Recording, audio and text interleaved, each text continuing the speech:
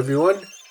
Welcome from Broken to Worlds, where I train through my injuries and train to hopefully qualify for the 2027 Masters Highland Games World Championship.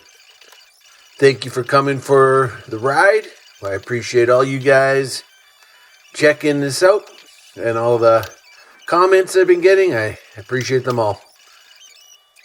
So today I sort of came to a realization that when I came back from my flu a few weeks ago, I made a little boo-boo.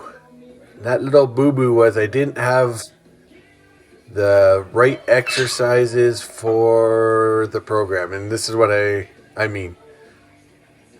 Is some exercises take longer than others.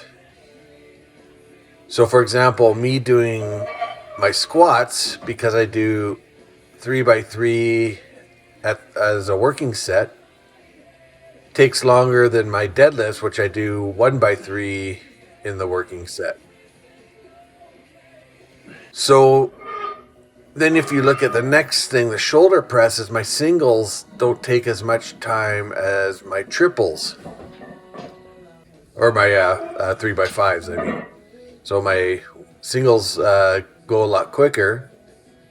And then when you look at the chin-ups compared to the high pulls, they're fairly close, but I think the high pulls take a little bit longer because there's just a little bit more of a setup and tear down afterwards. The exercises themselves are probably fairly close. But here's my mistake. I put the squats combined with the shoulder presses, the 3x5s, so the longer one, and the longer high pulls. So I got started working out maybe just a touch late, but not that big of a deal. Something I could just make up with having less rests in between. But as you can see, today I had to cut the workout short because I just ran out of time, and it dawned on me the reason why is because my programming, I put all my longer exercises in one day, and then the other day I have all my short ones. Now it's nice on the short ones I can do accessories, but if I'm cutting back on my main list because of time, obviously I've done something wrong. So, the good news is it's the end of this, I guess call it a block. So it's not a big deal. It's not going to really change. I haven't ruined my training or anything remotely like that. But it is something I'm going to just kind of fix. I'll have to figure out what the best way to fix it next time for next program. I'll probably do these shoulder press, the 3x5 next time again because I didn't do them this time. So I'll just stick with the 3x5s for next program, and then following one do the singles.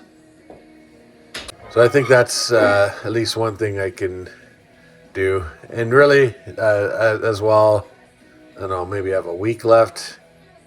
I'm not really going to get all bent out of shape one way or the other. So I think that'll just be a nice quick fix, is put my singles for shoulder press with my deadlifts and my chin-ups. You'll see I failed here because I didn't take the necessary break in between my sets. So right here, I didn't take the necessary break, and as you can see I only did 2. I did take off 235, so 70 pounds, and just quickly banged out another 5 without really much of a break at all, as you saw there. So I'm just trying to keep myself from detraining and keep my rep load pretty decent. So that's what happened there. And then in my high pulls, I only did 2 sets, working sets as well, because of time. So yeah, I'm hoping at least changing the shoulder press will address the issue.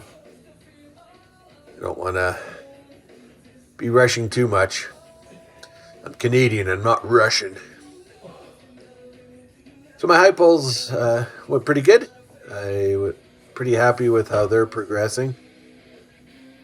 These 155s here look super easy, and I remember I think I started on this as my working set, but now they just kind of pop up like nothing. So I like that. That's good progress. Happy with how that's progressing. Just nice little, yeah, and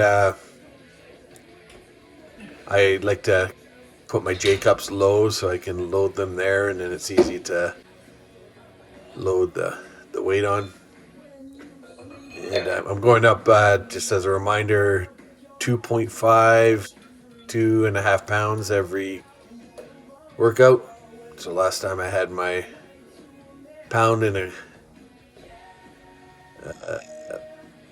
a quarter, and now I have my 2.5s. And that's a slow progression, but I think that slow progression has been good for this particular lift. So this is, what is this?